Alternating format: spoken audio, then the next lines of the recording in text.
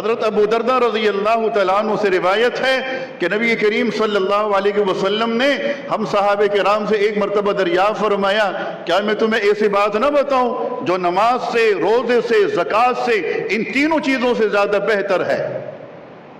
اللہ کے رسول ضرور بتائیے۔ فرمائے کہ جہاں دو افراد آپس میں لڑ پڑیں، ایک دوسرے سے اختلاف کرنے لگیں، ایک دوسرے سے نفرتیں کرنے لگیں، آگے بڑھ کر ان دونوں کے بیچ میں صلح کرا دیا کرو، یہ بڑا بہترین عمل ہے۔ فرمائے یہ نماز سے بھی زیادہ بہتر، یہ روزے سے بھی زیادہ بہتر، یہ زکوٰۃ سے بھی زیادہ بہتر۔ آپ حیران ہوں گے، اسماء بنت یزید رضی اللہ تعالیٰ عنہ کی روایت ہے، جناب محمد الرسول اللہ صلی اللہ علیہ وسلم فرماتے ہیں کہ جہاں دو مسلمانوں کے بیچ میں تمہیں صلح صفائی کرانی پڑ جائے اور ایک طرف کا اللہ کا بندہ اتنا سخت گیر ہو چکا ہے کہ وہ بات سننے اور ماننے کے لیے، قبول کرنے کے لیے تیار نہیں ہے، اور میں کہ ذاتی کوئی مفاد نہیں، کوئی غرض نہیں، کوئی مقصد نہیں، دو دلوں کو آپس میں جوڑنے کے لیے اگر تمہیں جھوٹ بھی بولنا پڑے تو اس کا بھی سہارا لے سکتے ہو، کوئی جھوٹ بول کر دونوں کو آپس میں ایک کر دو، ان کے بیچ میں وہ نفرتیں ختم کر دو۔ یہاں تک فرمائے کہ انسانوں میں میاں کے لیے اس کی بیوی کا مقام اتنا اونچا ہے کہ اگر اس کی کسی بات سے اس کی بیوی ناراض ہوتی ہے اور وہ بات ٹھیک ہے، وہ حق ہے، وہ سچ ہے، لیکن اسے معلوم ہے کہ اگر میں نے بیوی کو بتایا یہ ناراض ہو جائے گی، کیا آپ جانتے ہیں کہ میاں بیوی کے بیچ میں اختلاف پیدا ہو جائے، چپقلش پیدا ہو جائے، ناچاقی پیدا ہو جائے تو یہ دو افراد کے بیچ کا اختلاف نہیں ہوتا، یہ دو افراد کے بیچ کی ناچاقی نہیں ہوتی، یہ دو خاندانوں کے بیچ کی ناچاقیاں ہوتی ہیں، پورے خاندان اجڑ جایا کرتے ہیں۔ فرمایا کہ جب معاملہ اتنا زیادہ اہم ہے تو پھر اپنی بیوی کو راضی کرنے کے لیے، اسے خوش کرنے کے لیے اگر تمہیں وہ حق بات چھپانی پڑ جائے تو چھپا دو، تمہیں اگر سچ کی جگہ جھوٹ بولنا پڑ جائے تو اس کا سہارا لے لو، اسے ناراض نہ کرو، اسے ناراض نہ کرو۔ سورہ نساء پڑھیے، آپ کو اندازہ ہو جائے گا کہ خاندانوں کی اہمیت کیا ہوتی ہے، آپ کو اندازہ ہو جائے گا کہ خاندانوں کی اہمیت کیا ہوتی ہے۔ نبی کریم صلی اللہ علیہ وسلم نے خاندانوں کو جوڑنے کے لیے کیا کیا باتیں ارشاد فرمائی ہیں، کیا کیا اہمیت بیان فرمائی ہے۔ اللہ کے رسول صلی اللہ علیہ وسلم کے گھر میں بلکہ گھروں میں کیا بیویاں نہیں تھیں؟ بیک وقت آپ کی 9 ازواج تھیں۔ کیا اختلاف نہیں ہوا کرتا تھا؟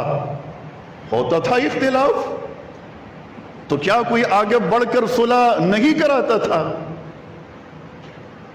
نبی کریم صلی اللہ علیہ وسلم کی یہ والی زندگی ہمارے لیے بہترین نمونہ ہے، اسوہ حسنہ ہے۔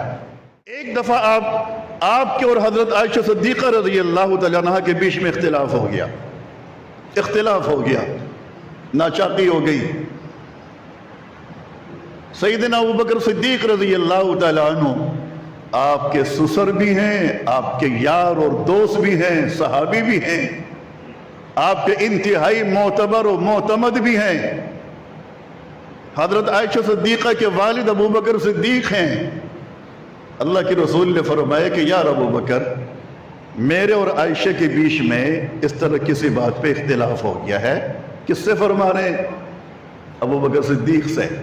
مرتبہ کس کا اونچا ہے؟ رسول اللہ کا۔ مرتبہ کس کا اونچا ہے؟ رسول اللہ کا۔ اور کس سے فرما رہے ہیں؟ اپنے سے کم رتبے اور مرتبے والے انسان سے۔ پیغمبر ہیں، یہ صحابی ہیں، خلیفہ راشد ہیں، پہلے خلیفہ ہیں، ان سے فرما رہے ہیں۔ اور ابوبکر ایک تو آپ کے انتہائی معتمد، آپ کے رازدار، اور دوسری طرف حضرت عائشہ صدیقہ کے والد بھی۔ یار ابوبکر، آج فلاں وقت پہ آ جانا، میرے اور عائشہ کے بیچ میں کسی بات پہ نزاع ہو گیا ہے، اختلاف ہو گیا، ہمارے بیچ میں کچھ بات چیت کر کے صلح صفائی کرا دو یار۔ ابوبکر صدیق تشریف لے آئے۔ نبی کریم صلی اللہ علیہ وسلم نے حضرت عائشہ کی طرف دیکھا اور دریافت فرمایا کہ عائشہ بتاؤ، پہلے میں بات شروع کروں یا تم نے شروع کرنی ہے؟ پہلے میں بات شروع کروں یا تم نے شروع کرنی ہے۔ مرتبہ کس کا اونچا ہے؟ میں پھر سوال کر رہا ہوں، مرتبہ کس کا اونچا ہے؟ رسول اللہ کا۔ مقام کس کا اونچا ہے؟ اللہ سے زیادہ نزدیک اور قریب کون ہے؟ رسول اللہ۔ حضرت عائشہ صدیقہ بہت بعد میں آتی ہیں، بیوی ہیں، زوجہ ہیں، صحابیہ ہیں، صدیق کی بیٹی صدیقہ ہیں، مقام رسول اللہ کی نسبت بہت نیچے ہے، لیکن اللہ کے رسول ترجیح کس کو دے رہے ہیں؟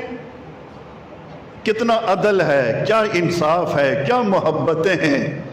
اپنے گھر کی محبتوں کو بحال کرنے کے لیے کتنی خوبصورت کوشش ہے کہ عائشہ صدیقہ سے دریافت فرما رہے ہیں کہ ہاں بتاؤ عائشہ، یہ ابو بکر آئے ہیں ہمارے بیچ میں صلح کرانے کے لیے، تو ظاہر ہے کہ ہم دونوں کی بات چیت سنیں گے اور پھر یہ کوئی فیصلہ کریں گے کہ میں حق پہ ہوں یا آپ حق پہ ہیں، غلطی مجھ سے ہوئی ہے یا غلطی تم سے ہوئی ہے، تو بتاؤ پہلے میں نے بات چیت شروع کرنی ہے یا پہلے تم نے کچھ کہنا ہے۔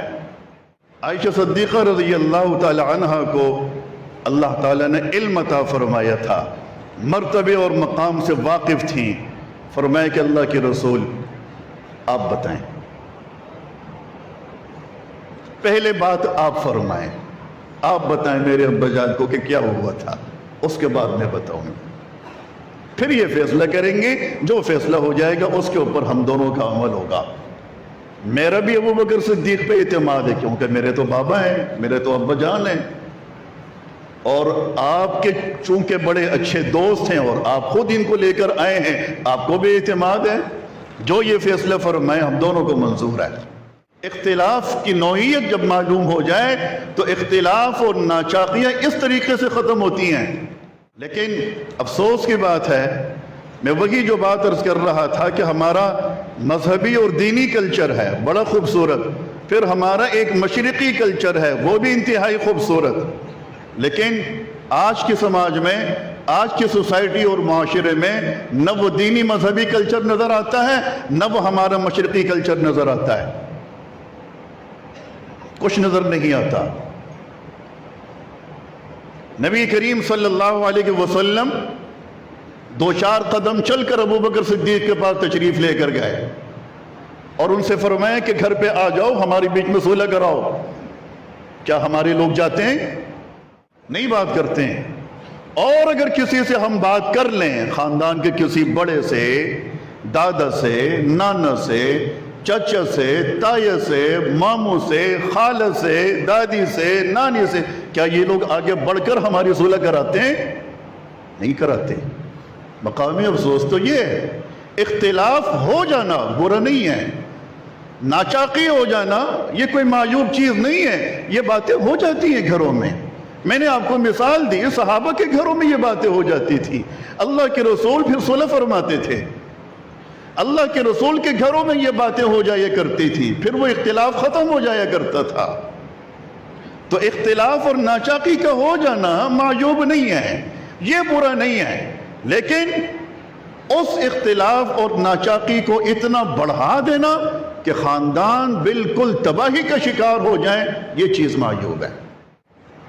تو میرے دوستو، ہمارا خاندانی سسٹم تباہ ہو چکا ہے، اور جب یہ سن 2023 سے شروع ہو رہا تھا، بالکل ابتدا میں نے ایک رپورٹ لی تھی، میرے پاس کسی جگہ سے آئی تھی، اور اس وقت میں نے عرض کیا تھا کہ سن 2022 میں مکمل سال میں صرف ہمارے کراچی شہر کے فیملی کورٹ میں جو کیسز گئے ہیں خلا کے، جو خلا کے کیسز گئے ہیں خواتین کی طرف سے، اس کی تعداد 18,000 سے زیادہ ہے۔ آپ کو یاد ہوگا میں نے یہ بات کہی تھی، اور اس پر بڑی تفصیلی بات چیت ہماری ہوئی تھی کہ ان ساری باتوں کے پیچھے اسباب کیا ہیں، وجوہات کیا ہیں، اور میں نے اس وقت بتایا تھا کہ یہ 18,000 کیسز تو وہ ہیں جو وہاں جا کر رپورٹ ہوئے ہیں، جو رپورٹ نہیں ہوئے وہ بھی سینکڑوں نہیں ہزاروں کی تعداد میں ہیں جو اس کے علاوہ ہیں۔ اور یہ صرف کراچی شہر کا مسئلہ نہیں ہے، پورے پاکستان کا مسئلہ ہے۔ کیا میاں بیوی صرف کراچی شہر میں لڑتے ہیں؟ کیا باپ اور بچوں کے بیچ میں پھٹے صرف کراچی شہر میں ہوتے ہیں؟ پورے پاکستان میں ہوتے ہیں۔ لیکن افسوس یہ ہے کہ ان مسائل میں، ان کیسز میں کتنے کیسز حل ہو سکتے ہیں اگر ہمارے خاندان کے بڑے اپنی ذمہ داریاں پوری کرتے تو آپ یقین جانیے سن 2022 کی وہ جو رپورٹ ہے نا کہ 18,000 سے زیادہ کے کیسز ہیں، اگر ہمارے بڑے اپنی ذمہ داریاں پوری کرنے لگتے نا تو یہ کیسز 5,000 بھی نہ ہوتے۔ آدھے سے زیادہ مسائل تو ہماری گفتگو اور بات چیت کی وجہ سے ختم ہو جاتے ہیں۔ اللہ تعالیٰ مدد فرماتا ہے جب اللہ تعالیٰ دیکھتا ہے نا کہ میرا فلاں بندہ لگا ہوا ہے، محنت کر رہا ہے، دو لوگوں کے بیچ میں وہ صلح کرانے کے لیے بیٹھا ہے، وقت بھی دے رہا ہے، مال بھی خرچ کر رہا ہے، قربانی دے رہا ہے، اللہ بھی مدد فرماتا ہے۔ حضرت عمر رضی اللہ تعالیٰ عنہ نے ایک شخص کو بھیجا، جاؤ فلاں جگہ پھڈا ہو گیا ہے، میاں بیوی کے بیچ میں دو خاندان آپس میں لڑ پڑے، بات چیت کرو، صلح کرا کے آؤ۔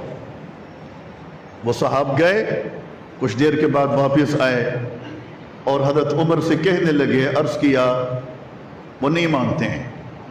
فرمایا خلوص سے بات کی ہوتی تو مان جاتے، دوبارہ جاؤ۔